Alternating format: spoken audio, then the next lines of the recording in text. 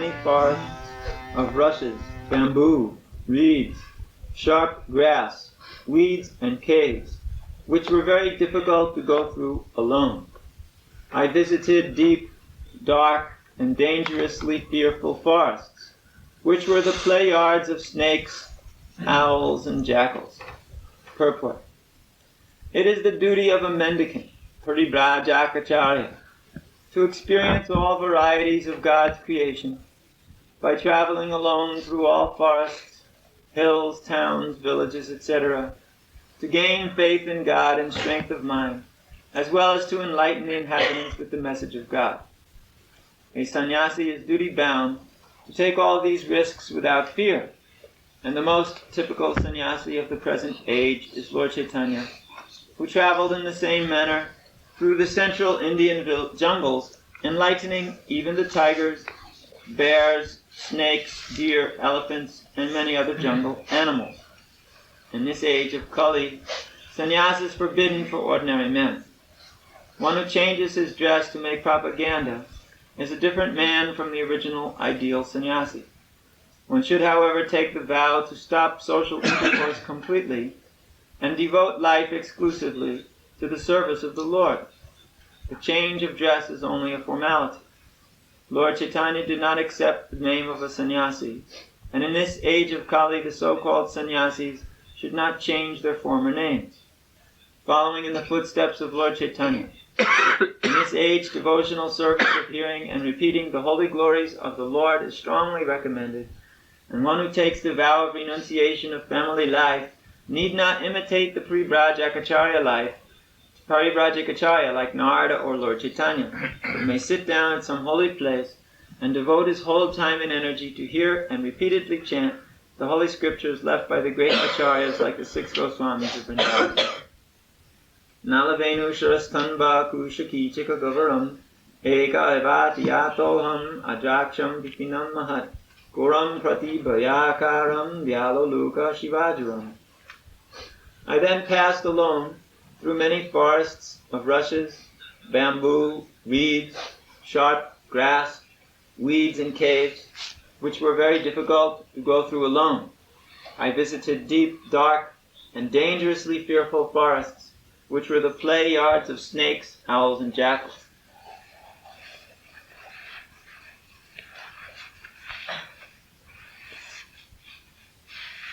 So in this understanding, we find the sannyasis' basic occupational duties described, specifically here in relationship to fearlessness.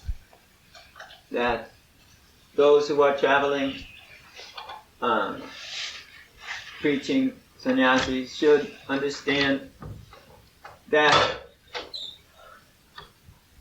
it's a little tiny.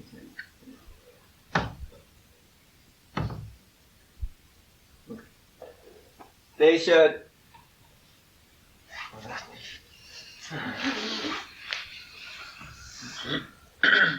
fearlessly wander here and there, so that the Krishna consciousness No, ein bisschen zumachen, ganz so kleine Schlitz nur. Okay. Alright, start again.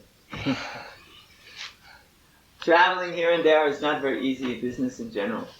But when one travels here and there alone and goes through many ferocious places, forests are dangerous places. Of course, we think of forests as just a place with a bunch of trees between two autobahns. But a real forest is a place where it's very dangerous and there are wild animals there. Of course, the wildest animal we ever meet is a chipmunk, a squirrel. But there's no more wild animals anymore. They've all been killed. But actually, wild animals used to be there. It's like there are always tigers roaming in the forest. Snakes are there, going here and there, just ready to bite you. And jackals ready to eat you up if you fall down. And wild boars, especially wild boars with the big teeth like this sticking out, they're ready to stab you and cause you trouble. They become panicky very quickly. Of course, we also have in our forest sometimes bears. I don't think there are any bears in Switzerland. But in America there are still some bears. So they also are very fearful. But the sannyasis, they used to just travel alone through those fearful forests without fear, because they knew that the Supreme Lord is in their heart, and the Supreme Lord will guide them to the proper places at the proper time, and the Supreme Lord is in the heart of the animal too, and the Supreme Lord will guide the animal in a proper way so that the devotee shall not feel disturbed. The perfect example given was the example of Haridas Thakur. When he was in a cave, there was also a big, what do you call this guy? Clover.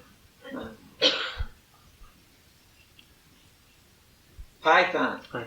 laying in his cave, and big snake. So all of the devotees were afraid that this snake was going to cause some trouble to Haridas Thakur. Haridas Thakur didn't care at all. So anyway, he thought, well, why should I make the snake move? I should get up and go. If they're afraid, so I'll have to get up and go. The snake can stay here after all. Who am I to tell him to go? But just then, the snake, getting the inspiration within the heart from Krishna, he went away. And then Haridas Thakur stayed there. So, we can see they were living very peacefully together. No problem. Because of the Krishna consciousness. But when you don't have Krishna consciousness, everything is a thing to make anxiety. Everything is a thing to give one trouble, paranoia. But when one is Krishna conscious, nothing is a thing for paranoia, a cause for paranoia, because one understands that Krishna is there. He always sees that Krishna, the Supreme Lord, is within his heart, and he sees Krishna is within the heart of others, and he knows that everything's all right. He knows there's nothing to worry about. He knows there's nothing to fear, because the Supreme Lord is there guiding everyone, and everyone may understand Krishna. Everyone may see Krishna according to Krishna's plan, or one may manifest actions according to Krishna's plan. So the really renounced person does not feel disturbed because he sees everyone is following Krishna's plan, one way or another. He sees everything is going on under Krishna's plan. Even if it is totally inconceivable to us why or how, one should have faith to understand it is so. And then when one sees in that way, he'll never be disturbed, no matter what happens. So who sees like that nowadays? Nobody. Therefore, that form of sannyas is forbidden in the age of Kali. To just take a change of dress, and then they make propaganda. The great Swami this and the great Swami that. And then they go around here and there and collect followers who give them money and presents. And they don't do more than that. And that's the whole business of the renounced order. But that kind of business, as was stated here in this purport by Srila Prabhupada, should not be accepted, because one who is an ideal sannyasi should separate himself from the business of social interaction. Therefore he becomes a civil dead man. He becomes known as a dead man. No more interaction with society. Just finished with all of that. That is the meaning of the giving up of all social intercourse. No more of this. So one can do that in any status of life, no matter what position he's in. All he has to do is be sincere to give up this entanglement of continuously having to relate in this material world with others in this material way. One can be renounced simply talking about Krishna, or simply working for the sake of Krishna, or simply interested in Krishna's service, something like this. These are the basic points. Hearing and chanting Krishna's name is real renunciation. And that real renunciation is actual sannyas. The sannyas means renunciation. The real renunciation means to give up all of these things born of the material existence and accept those things which are in Krishna's service alone. Work for the satisfaction of Krishna alone. Therefore, one should learn the art, whatever status of life he's in, of renouncing sense gratification and accepting Krishna consciousness. That's all that's required. One has to just simply renounce all the desires for sense gratification and act strictly in Krishna's service. Well, that's a lot easier said than done. Therefore, there are regulated actions within the different orders so that one who is not actually fully renounced may interact with the material nature in a safe way. A question of safety. Therefore, there is the Grihastha ashram, which is a safe way in which one may interact with the material nature.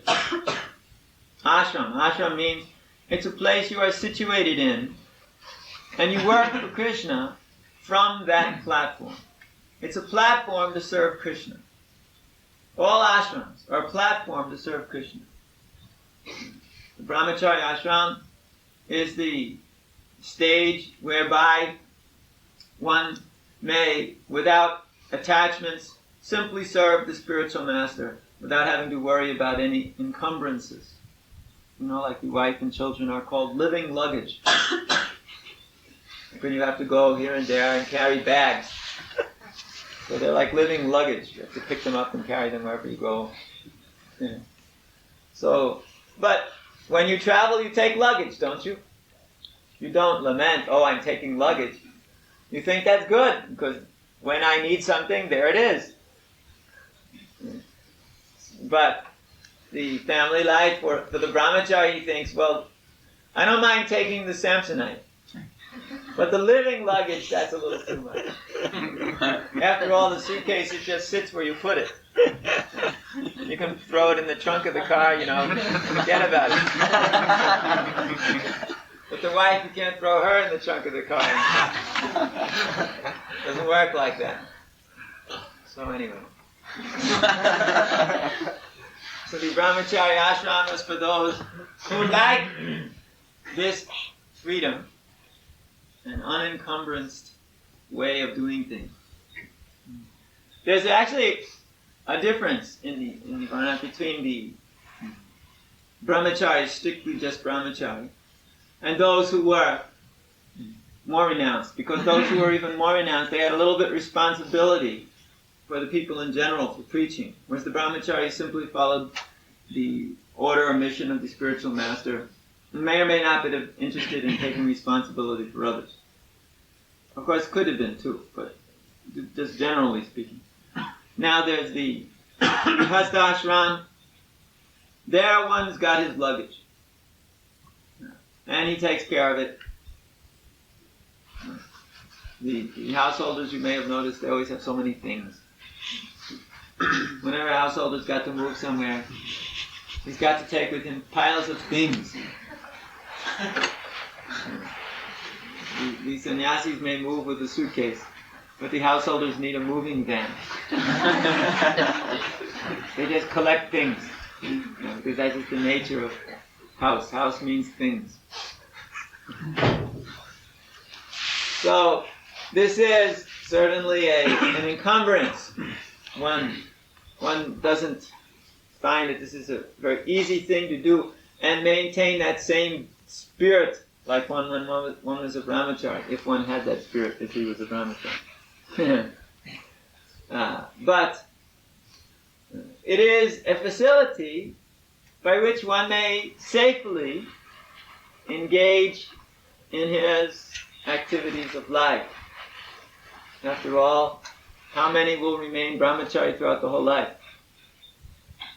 If you even look to see how many Prabhupada disciples are still brahmachari, you include sannyas. From the whole crew, you'll find the smallest handful. Extremely difficult. This is the age of Kali. In the age of Kali, everybody's weak. In the age of Kali, everybody is needing that shelter. Therefore, it is recommended that most persons will take up the Grihastha order. Of course, I know that shocks quite a few of the gung-ho, macho brahmacharis we have here. But besides that, this is, after all, just reality. We have to live with that reality. Sometimes we find our gung-ho, macho brahmacharis, they last for some time, then all of a sudden, boom, they're falling on their face and all bloody and bleeding and crawl out the door. We don't want that. Before you rip off your big D and throw it out the window and then jump after it. Just understand that, after all, the safety net of the Grihastha ashram is there. And after having been such a fixed-up brahmachari for so long, one has a good chance of becoming a halfway decent householder. So, I'm sorry, I'm not being very, shall we say, absolute in my descriptions. They're always conditional here and there, maybe, perhaps. But that's just the way it is. We find that there are so many difficulties. So maybe, perhaps, everything will be perfect. Maybe, perhaps, it'll be nice. That has to be seen. But at least one will be able to go on. If one just goes on in devotional service, that's better than quitting. It's better to go on in not the most perfect state than to not go on at all. Sometimes we think it's better to just be perfect and then all of a sudden, boom, finished.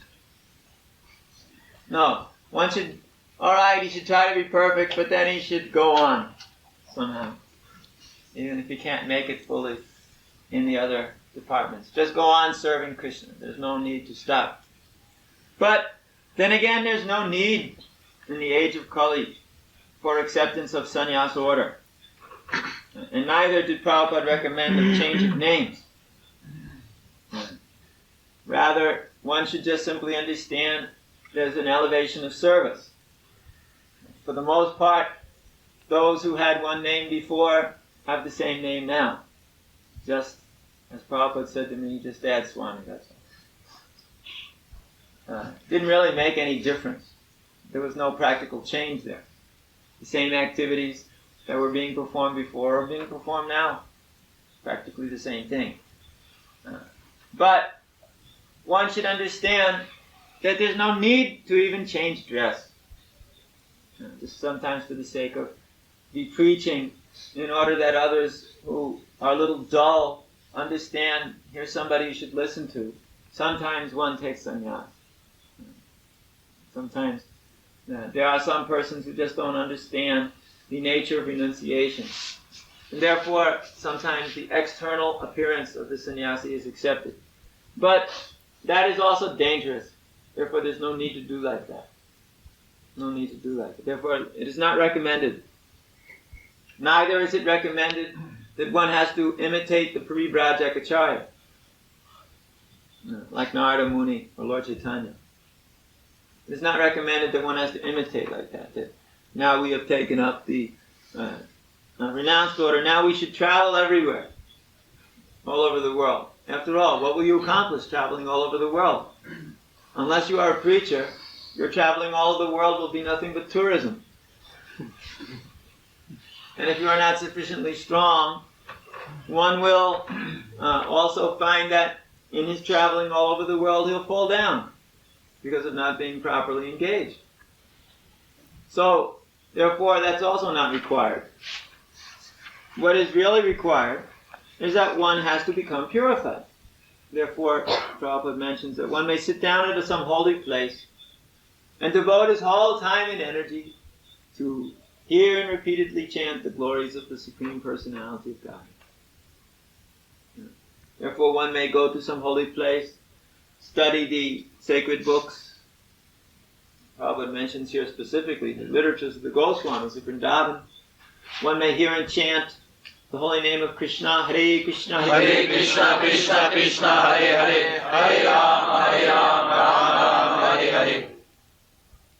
One may actually become Krishna conscious. It's not so easy to be Krishna conscious. After all, there are so many problems. Material problems. Spiritual weakness may be there, because after all, we are coming from the conditioned platform. In general, we are dealing with conditioned souls. Maybe there's some liberated soul out there amongst you who, doesn't need to be initiated, doesn't need to follow anything. He's already Nitya Siddha. I think I would doubt it. But it's possible. But in general, all of us should consider that we are conditioned souls. And as conditioned souls, we should learn the art of surrender by following the procedures of Krishna consciousness. It is a very safe and secure process. But one should not try to reach out too far, too quick, for something which is not correct. It's like sometimes we have seen those who are brahmachari reach out too quickly to take up sannyas. And even sometimes we have seen they have a choice before them. They say, should I get married or should I take sannyas?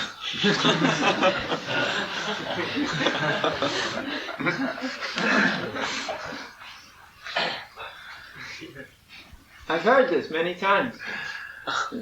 And then one asks, well, wait a minute. If you have to ask the question, then you shouldn't do it. If you have to ask the question, should I get married or should I take sannyas, then you should not take sannyas. That's obvious. And if one understands that, yes, I should, well, he should also not take sannyas. He should wait and just be a renowned brahmachari. We are recommending like that. Formerly, there were piles of sannyasis marching out with dandas shining. So where are they now? Some are still there. But we recommend don't just become an overnight sannyasi. All of a sudden, boom, now I'm going to be purified. Just as we find that taking initiation doesn't make you a pure devotee. Taking sannyas doesn't make you a pure devotee. Becoming a guru doesn't necessarily make you a pure devotee, if you weren't already one. Taking any position doesn't necessarily make you anything. These are all external things if one is not qualified. If one takes the position of sannyas and he is not qualified for it, then it is change of dress only. And what will happen is that because it is simply change of dress, at one point one will change his dress again in order to facilitate his material desires. And if anyone takes any position simply on the basis of the position alone, without having the internal qualification for it, or without developing it. I see also in our case, Srila Prabhupada leaving the planet had no choice but to appoint some of his disciples to carry on the mission. Had no choice, after all, he's leaving the planet. It wasn't like he could wait a few years and then decide what he wanted to do. So he said, here, you take this and then become fit to fill those shoes, because after all, the preaching has to go on. So that's the point. You become fit to fill up the shoes of that which you have to do for the sake of the preaching. That's actual surrender. Just like if you consider what we are doing here. We are supposed to be sannyasi. We are never supposed to have to deal with all of these affairs that disciples have to have troubles with. but because disciples require. We have to get involved in things we ordinarily wouldn't have the faintest idea of getting involved with. Because there are troubles, everybody's got troubles in his mind. Ordinarily we wouldn't care. That's your problem. We'll just take the brahmacharis and go out and make some nice sankirtan. That would be our mood. Or let's, come on, get in the van, let's go make some preaching programs, you distribute books, everything's fine. We were personally very happily engaged in this kind of business. Fill up the van with brahmacharis and drive off. And they go out and distribute books, and we go do a program. At night we all meet and make a program. Next day we start again. Very nice life. What could be better? Yeah. But then all of a sudden here, now you've got all these children. Oh God. Here we were thinking we were announced from all this, and now here are all the children again. And they're wanting this and they're wanting that, and we need this and we need that. So one has to accept that because somebody has to do that. Somebody has to take care of people. So that's surrender. When you accept the role for the sake of the others without considering oneself, that's called surrender. Therefore, some have to surrender to that role, some have to surrender to other roles. But the point is, the surrender is what counts. One has to surrender in whatever role he's been given. And one should accept role only because of duty, not out of great material desire or out of great desire to place himself in a wonderful position. Therefore, we have also requested. Actually, we haven't requested. We have forced, and then requested. Requested by force, or shall we say, forcibly requested. That's the best word. Forcibly requested. Of course, they could always say no, but we have forcibly requested various godbrothers of ours to accept the roles of taking responsibility for many children. Even though it may be seemingly unnatural in one sense, yet in another sense, it's what Krishna wants. And what Krishna wants is what we do, that's all. We always do what Krishna wants, that's all. If Krishna wants us to have to accept difficult circumstances, we accept difficult circumstances. If Krishna wants us to accept very comfortable circumstances, we accept them, but we have a great fear that they may cause us trouble, therefore we continuously look for uncomfortable circumstances. It's like, for instance, just personally, just to share with you a little bit of why we're always moving so much. It's because we just don't like the idea of staying anywhere, because then it becomes home. And as far as I've ever seen in my own life, whenever someplace starts to look like home, I immediately have to leave. We've never been able to stay at home. Ever since we were very young. We always got up and got out of home. Just something about home just makes us feel like this is not the place to be. Why? Because I don't know why. That's just the nature. Anyway, so the point is that one has to understand where pitfalls lie, where problems lie. And also, devotees should appreciate the mood of spiritual master. The mood may be there, not to be entangled. Sometimes we find even our own disciples try to entangle us in many things. Just like periodically there are revolutions in Switzerland. And periodically we seemingly have to get entangled in these things, which we generally don't, we try not to, but anyway, somehow we get entangled, because what you do is reflecting on me, and then it becomes my fault ultimately. But in any case, one has to understand that in fact, one has to try to help those who are, for instance, our householders should also help our brahmacharis by not attempting to entangle them. The girls should know perfectly well that they are not to simply walk around as targets of lusty desires. They should not try to seduce brahmacharis. They should not try to influence them in any way, tell them what to do, or even speak to them. There should be simply no communication between brahmacharis and the ladies. Neither should the brahmacharis display their great macho hairs on the chest by telling the ladies you stink. They should have nothing to do with them. There should be no contact. Even if you pretend how great you are and show them how wonderfully strong you are, you're just showing your great macho tendency. Macho means big. V. A South American term. They wear the shirt like this. even in the airplane where it's freezing cold. Always they put the air conditioning on so cold you just freeze to death. I'm always wearing 2 sweaters on airplanes. You'll still find these big South American macho guys with their shirts like this and all the hair sticking out. This is considered to be just, you're a man. You just gotta. So we have here some macho brahmacharis. You know who you are. No need to go into it. One of the symptoms of macho brahmacharis is they eat the cookies from the householders and give them rocks. Anyway, so this is another form of attachment. After all, here you are getting on the case of the poor householder because you get some cookies, but then you eat them. So then that means this is just the other side of attachment. Understand? One makes a big show, but then one is taking the fruits. He's enjoying the fruits of another person's ashram while making the big show as if he's very renounced. So this also does not help very much. One has to be a little honest in all of these, sincere in all of these things, not be entangled in all of these things. Just detached. One should be detached. Not just simply have nothing to, brahmacharis should simply have nothing to do with the ladies. And the ladies should have nothing to do with the brahmacharis. What to speak of sannyasis.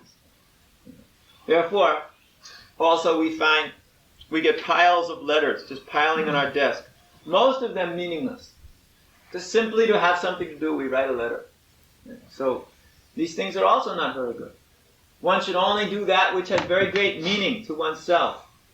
If we get a letter from somebody, but it has great meaning, but you can see that person really has put great heart into this, we appreciate that very much. But if it's just simply I'm here, don't forget me kind of letter, that's also useless. We should learn to respect each other. We should learn to see each other as individual Krishna-conscious devotees who are trying hard and struggling hard to become purified. And I find in our Swiss yatra, please forgive me, but this is one of the greatest defects and diseases, is that we simply don't really care too much about the other's self-respect or what the other requires in order to go on with the service. We just simply don't respect like that. We don't allow somebody else to be what he is. Of course, I may criticize our macho brahmacharis, but that's about as far as it goes. I'll just tell you what you're doing. If you feel it, you can change. But if you don't, neither then should we make a whole thing where, macho brahmacharis are pinned up against the wall and forced to put on white. Because they're all bogus. We don't go to either extreme. We let everybody be what they have to be. So long as it's within the structure of the Krishna consciousness movement, which is pretty broad, we should let everybody be what they want to be. We shouldn't always expect that everybody's going to be on a razor blade of similarity. And if they're not on this razor blade of similarity, then we have to make revolution. Somebody may be somewhere else, somebody may be somewhere else. We should just be a little bit liberal and understand this. That everybody has a right to do it the way he wants. Yes, the macho brahmacharis and fired up Sankirtan Grihastas and whoever they are have a right to make a kirtan and blast the roof off for 5 hours on Saturday night. They have that right. But then again, if there's some, temple devotee who's got to get up at 2 a.m. and take care of he has his right to have his room quiet so that at 1 a.m, when Joe Macho walks in, he doesn't step on his head out of disrespect in order to show him that he's some dull fellow who wasn't in the kirtan because he has no life. Everybody has the right. One has the right to go to bed early, one has the right to go to bed late, but you cannot take your right and disturb somebody else with it. This is a problem. Somebody has the right to be a householder and the brahmacharis don't have a right to disturb that. In fact, they shouldn't be involved in it at all. They shouldn't give encouragement. They shouldn't give disturbance. They shouldn't care. It is the business of those who are teaching and preaching Krishna consciousness to encourage or giving instruction in whatever way is necessary. And the householders shouldn't criticize the brahmacharis for whatever they do. If they see a brahmachari with the hair sticking out of his shirt, they should understand, well, he's just trying to keep himself in that ashram and position because he thinks it's superior, because he needs to do the preaching mission, and we should help him and support that. Understand, these are very broad principles. It's not that we should continuously try to make each and every one of us look exactly the same. That is not required, that everybody looks the same. There will be differences. This one thinks like this one thinks like that. But so long as within the basic structure of Krishna consciousness, it's okay. If he chants 16 rounds a day, follows the principles, comes to the programs, serves Krishna, takes prasadam, follows the movement as Srila Prabhupada has given it, supports that, then what problem do we have? I don't have any problem. But if somebody just can't get himself together to do what everybody else is doing, then he can do something else. Whatever he can do best, he should do. That's actually the varnashram basis. We give allowance to everybody to do what is needed or required by them to make advancement in spiritual life. Therefore, some of us, we engage as householders, and we hope they make a nice household example. And some of us, we engage as brahmacharis, and hope they make a nice brahmachari example. But we don't expect them to be brahmachari forever. Therefore, there's no need to have your shirt open with the hair sticking out. You can just do it as nicely and peacefully as you want. There's no need for the girls to think now they're very victorious and start giggling in the back. There's no need for that either. It's all bogus. The whole thing is simply external. And one should understand what is actually the principle of Krishna consciousness. The principle of Krishna consciousness is you serve Krishna, that's all, in whatever way you can, as best you can, following, of course, the principles that Prabhupada has given us. Prabhupada has given us principles, we follow them, that's all. We don't speculate, we don't change, we don't try to create cults within our own ashram. We just simply we don't try to become puffed up members of a particular varna.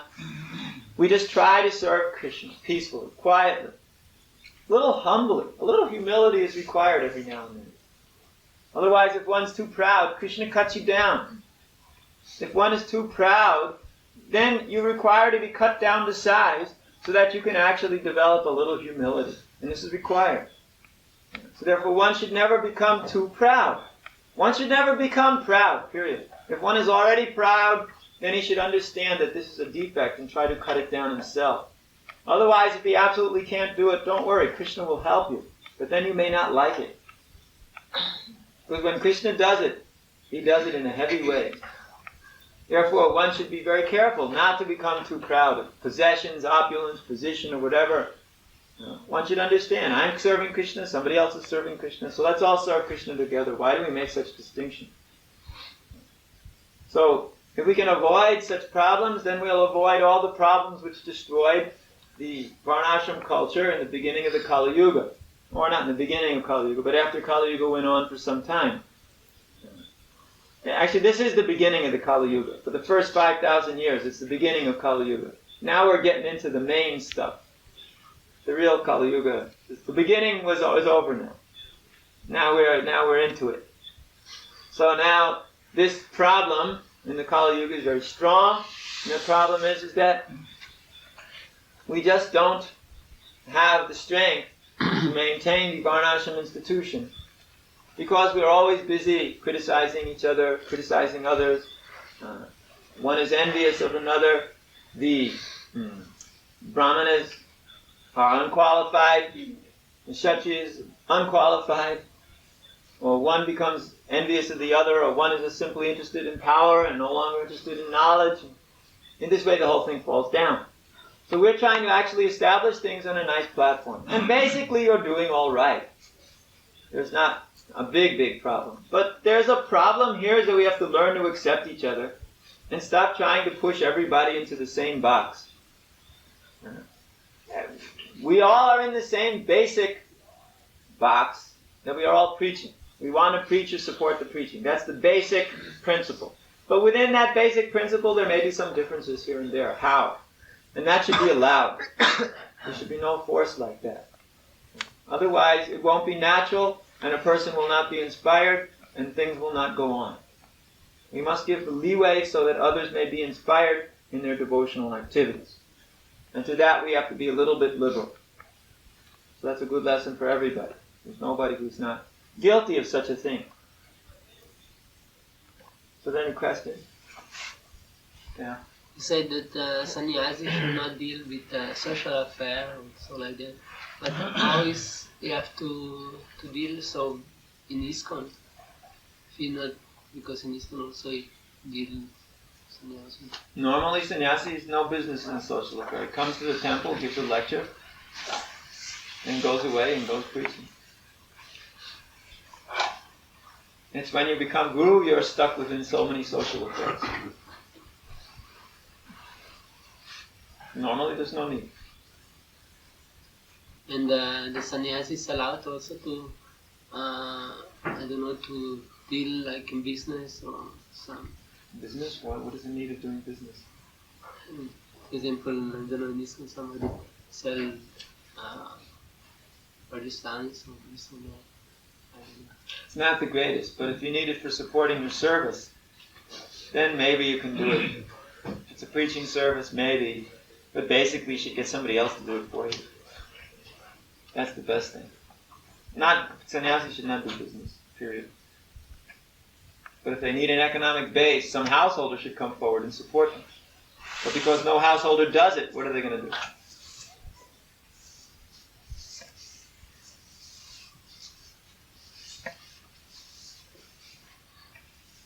Problems, householder can't figure out how to pay his rent.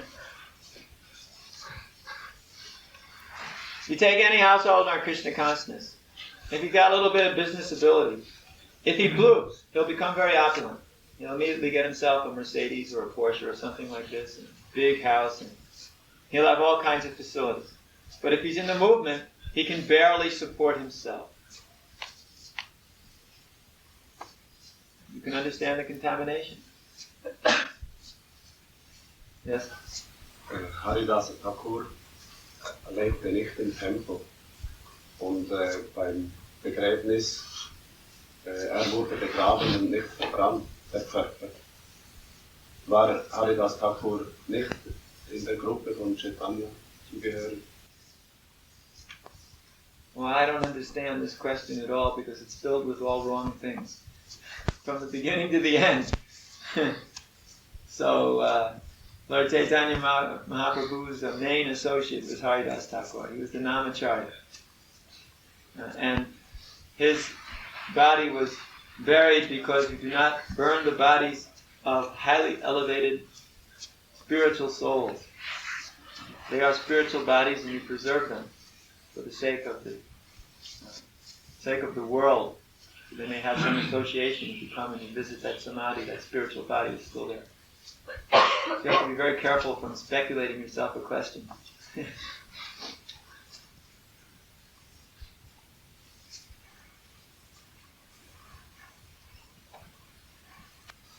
habe eine Frage, die mich schon längere Zeit nicht so wirklich weiß.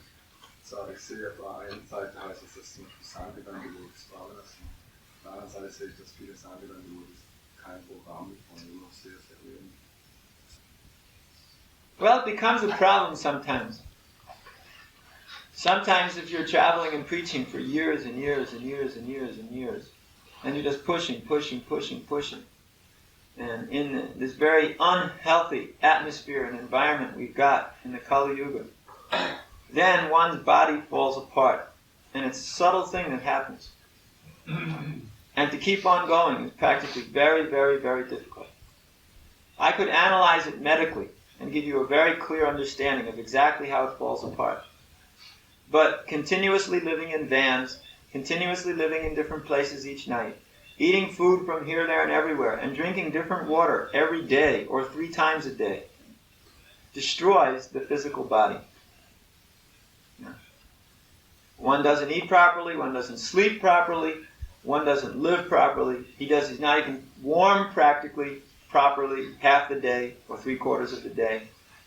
One is living under the most severe conditions of austerities, exactly like yogis in the Himalayas who are performing austerities upon themselves to cause themselves trouble.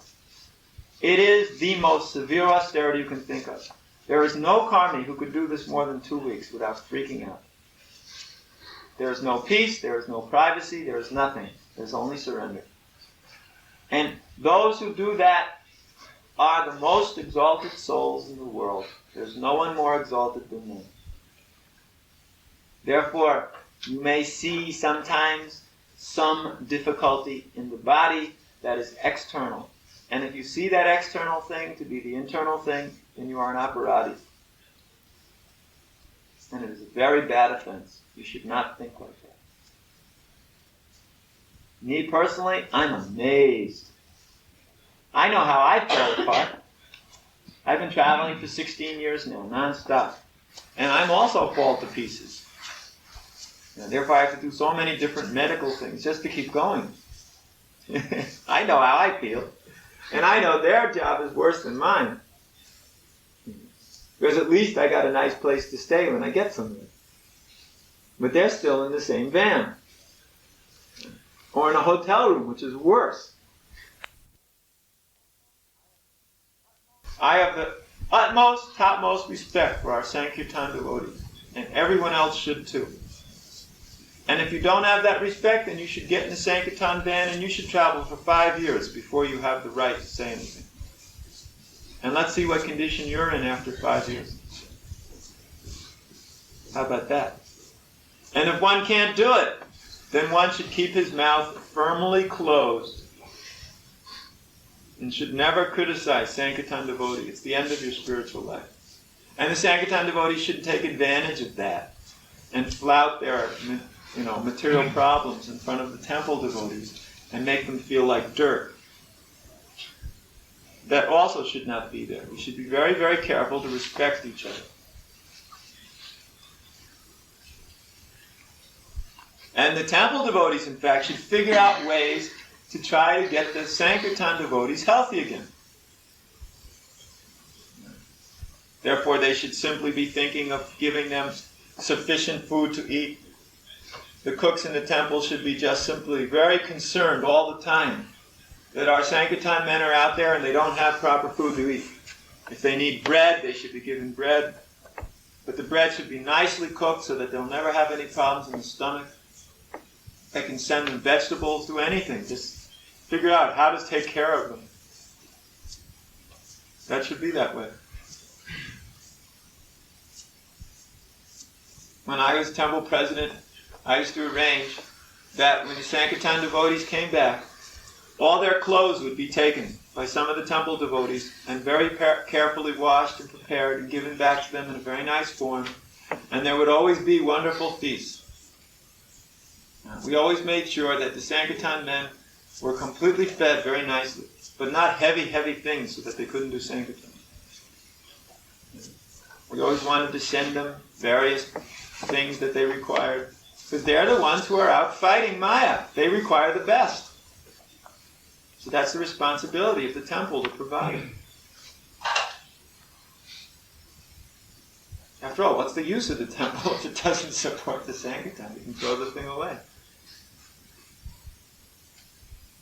The whole reason we have, for instance, Bergstrasse is just to support the Sankirtan.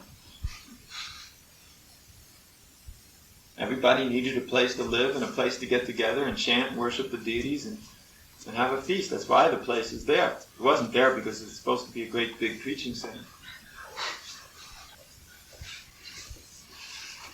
Sometimes we say that one devotee has a certain capacity to achieve a result in his service, for example in book distribution, and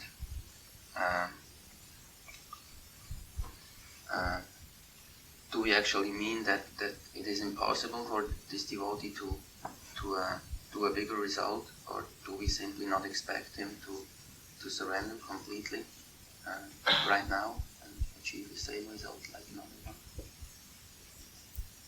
one? Say that again a little more clearly. Yeah, but, sometimes we expect different results from different devotees in book distribution. I mean, more than what they're doing now. No, not necessarily. We think somebody should do big and somebody that won't do so big. So when we say that somebody will not do so big, does that mean that because sometimes... We don't think he's so surrendered. Yeah, we don't expect him to. Well, maybe that's just what he can do. We expect from everybody what they can do. That's all. So if you can do 300 books a week and he can do 700 books a week, so we expect him to do 700 and we expect you to do 300. If you do 100, you're in Maya. If he does 600, he's in Maya.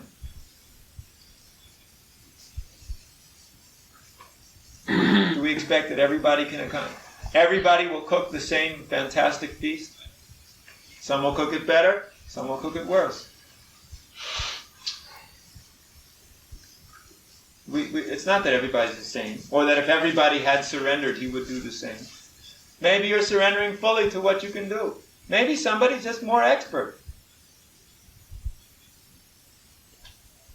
Maybe he just has qualities which are just much more expert. Maybe he knows the art of controlling people better. It's also an art, but it also got Shakti to it. There's some Shakti there, you know. You just can't pick it up out of the air. It's not something you learn with a chalkboard. You know, write it on the board. This is Shakti, learn it. And you go, okay, that's it.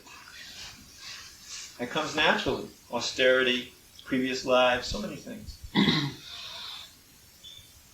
So we expect from you what you can do. But the best. We expect the best. Or we expect that you should try to give the best. And when you do give your best, that's great. That's not impurity. That's purity. You're giving as much as you can. That's purity. If you're giving as much as you can means 300 books, and if he's giving as much as he can means 700 books, equal. Again, the spider and the monkeys throwing the rocks, and the spider throwing the little dust. Both were accepted equally by Lord Ramachandra. But you must give the best you got. Then that's perfect.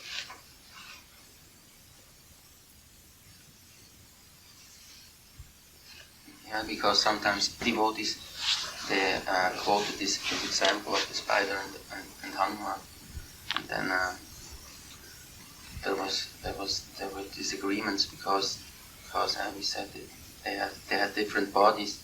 One body was very small, and the other body was very big. But we had actually all about the same. About the same?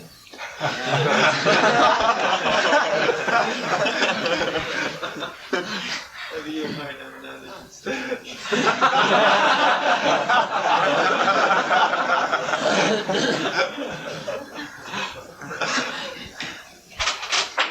I mean, yeah, it's about the same. We're both human beings here. But within the human being platform, there are differences, of course. It's not that everybody has to do the same. Somebody's got one history of billions of lifetimes, and somebody else has another history of billions of lifetimes. So I think there's a bit of a difference, isn't it? Sagen wir es in Vaishya, oder? Den Vater. So, wenn jetzt zum Beispiel jemand... Maybe. Mainly. Perhaps. So Vaishya is a big position, you know. It's not just, if you just dig the vegetables doesn't mean you're a Vaishya. Vaishya means he was taking responsibility for the agriculture, for the cows, or for business. Not just somebody who works on a farm. What was the question? Wenn jetzt zum Beispiel jemand handwerkliche Neigungen hat, sagen wir dann, weil er die Farm unterstützt. Geht es auch unter Vaishya oder gibt es auch die Farm beides Shudra und Vaishya? Both, same. Those who simply make some handicraft and sell it, that's generally the Sudra category. But what, you know, we shouldn't be hung up about these things. It's just work for Krishna. Yes. You mentioned before that it's highly recommended that the young brahmacharis think seriously about taking girastha. I didn't say that. I never said that. Never once did you ever hear me say such a thing in history. Not recommended that they should think about it. I never said think about it. It's an inclination which should be considered. It's just a fact of life, let's put it that way. So what's the question? The question is that when a brahmachari, young brahmachari, heads towards this situation of getting girastha and taking over responsibility of household, main reason, main purpose, is it to have a companion, or there's some better reason behind it? Yeah, the better reason is that you can exist within your structure of material desires and yet make spiritual life at the same, and spiritual progress at the same time, and then gradually give it all up at the end, So but in a proper way. So this means also give a chance to souls to come down on this planet and incarnate and have children, procreate, right? Not that they have to incarnate, they generally come from this planet, but they're highly placed, devotional kind of people, if the parents had the right mental attitude at the time of conception. But yes, that is a chance to fill up the Krishna consciousness movement with pure souls. That is a chance. But then the parents must have the right mental attitude. Very important. But the real purpose of it is, like I said, is so that you can live with your material desires and somehow go on and serve Krishna, and at the end give the whole thing up. That's the real purpose of it, in general. But within that, sure, there's nice Krishna conscious family life and all that.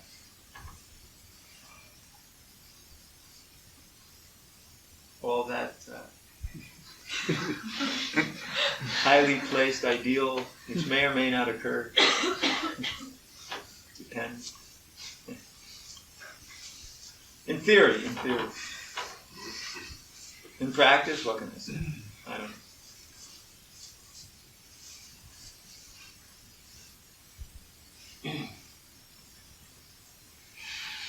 Se qualcuno può tradurre in inglese, prego, una domanda. Siccome a proposito del numero di libri non distribuiti, non dei santi, Srila Prabhupada ha detto che la devozione di un devoto si misura dal numero di libri, da quanti templi apre e da quanti devoti riesce a fare, no? E nell'Islam, soprattutto nella zona dove siamo noi, a volte ci sono delle mentalità che non è la quantità che definisce la devozione, non è solo la quantità, no, che definisce la devozione di un devoto. Volevo sentire il parere, c'è l'esperienza di Is it that Prabhupada says that one can measure his devotion to Krishna By the number of books and candles that he has opened, and you need No, it's not. You cannot just measure devotion by these things, because there have been many persons who come to Krishna consciousness, distribute a lot of books for a short period of time and go away. In fact, it is not simply a question of numbers. It is a question of heart. Devotion refers to the heart, not to numbers. If you've got a good heart, then you'll make big numbers over long periods of time. Maybe you do only 200 a week, but you do it for 10 years. Hey, that's a lot of books. Maybe you do 600 a week, but if you do it for 2 weeks, that's not very much, is it? So, if you want to talk about numbers, then one should talk about it over long periods of time. How are you going to spend your whole life? Yeah. And neither is it just a question of getting, big buildings. Because if one doesn't pay for the big buildings, or one just steals the money from various other places to get the buildings, then it's just pure cheating. Yeah. One should do what is right according to the need. If there are a lot of devotees and they're all falling out of the windows because they have no place to sleep, then you better get yourself another place, yes. But if in the meantime everything's okay, you don't require so much facility, then there's no need. And neither should we get places and fill them up with neophyte devotees. We should get places and fill them up with higher class devotees, as much as possible. But your devotion may be measured in terms of how much you are surrendered to your spiritual master. That is the key. How much you are serving nicely Krishna with love and devotion. That is the key. Not how much result you make. Because so many, you may make result now and the next day it may all be gone. It's just artificial. Real result cannot be taken down by anybody. Something real cannot be destroyed by anyone. It is solid. I saw another question on Sankirtan. In Vienna, I was making some experiments with combination with, in the past I make street painting. So I make some combinations, a very small book table and paintings. So I hadn't to be so much attached to the money, how much the people pay for one book. Not only one book table, I make the ones like self-service. What's the question? Yeah, it's like if it's good, it's this kind of combination when I make something like in Sankirtan, or because some devotees told only see it's very good to make some combination, or some means it's better to only make Sankirtan. So it's like okay. So what you can do is as follows: if you want, you can make yourself a little table, and on that little table you can distribute some Krishna conscious paraphernalia if you like, and books too. But if you're capable, you can also just distribute books. It's up to you. It's not that we recommend this as a means for everybody, because it's not necessary. It's an entanglement. For those who require some kind of help in their distribution, then they may take like that if they like. We don't mind. Whatever is best for the distribution, you can do. That's all. The way how I do is not important. How just well, the way is important, and it is very important, and it depends on the local Sankirtan authorities to make sure that what way you do it is not a foolish way, that it's a proper way. But if it's a proper way, then it's okay. The point of the question is like when I make some paintings beside that, then I get all donation. The people put donation to the painting, so I can also give some books free, more free. But I don't know. Free, we're not interested in. It's not good, yeah. No. This I want to know, yeah. That is when some people give only a very small donation, then it's okay maybe. But they don't give it free. So. They should give something for the book which is proper. Whatever's proper, they should give it. That's all. Yeah. And if they give you something for something else, you should give them the something else. Don't give them the book free as a come-along, throwaway item. This I want to know because I'm also a little bit in fear and I think, yeah, I give it free, maybe he thinks that it's a cheap thing. And that's right, he throws it away. And I don't want that. No. Okay, then. Yes. You once you compared that Kali Yuga is so advanced that either we slaughter Maya or we get slaughtered by Maya. So, in this... That's a pretty drastic statement.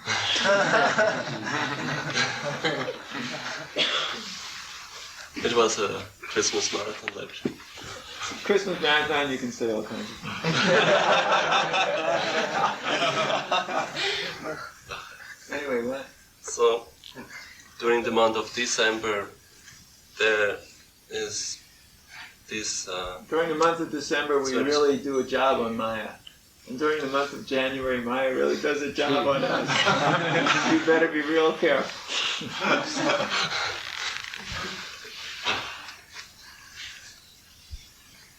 It's very dangerous in January. Yeah, because one just all of a sudden is off the high platform of just 100% surrender. January, wow. Everything's finished. Now I gotta rest. But I can't rest. Why? I gotta make a revolution.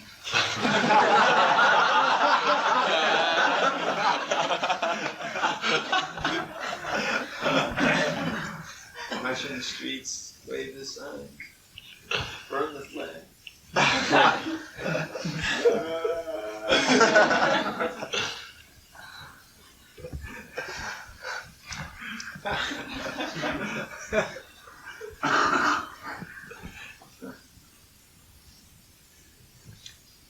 So I'm trying to make a little revolution in my own movement, Everybody should respect the Sankirtaners, number one, and then everything else. But the Sankirtaners have to respect the temple devotees too. If the Sankirtaners walk in the temple and make the temple devotees feel like a 10th class, then naturally they're going to respond out of pride, and they're going to push back against the Sankirtan devotees, and then the Sankirtan devotees are going to go, look, they don't care about us.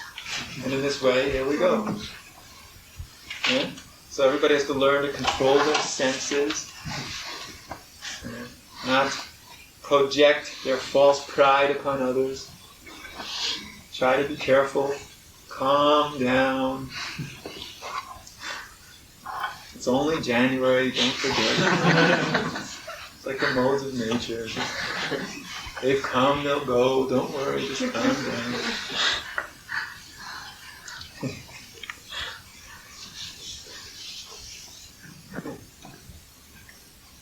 What was your question anyway?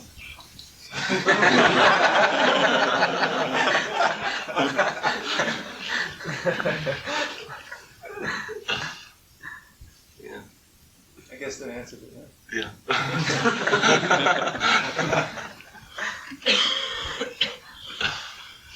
It's the whole thing.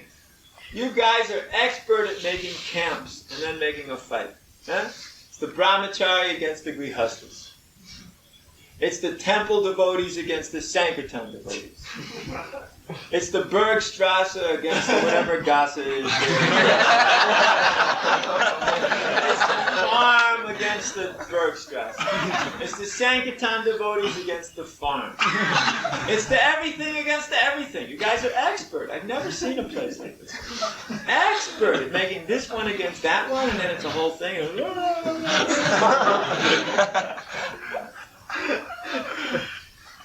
Does this go on in Switzerland as a country? I don't know.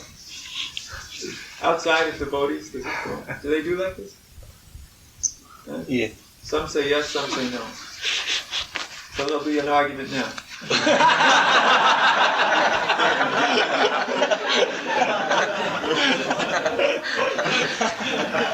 No, they never do like that. Yes, they do!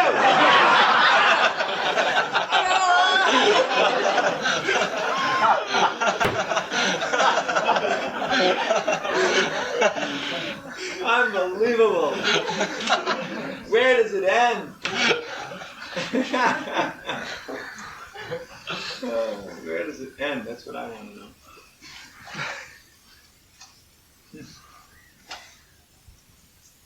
All right, well, this class has to end, that's for sure.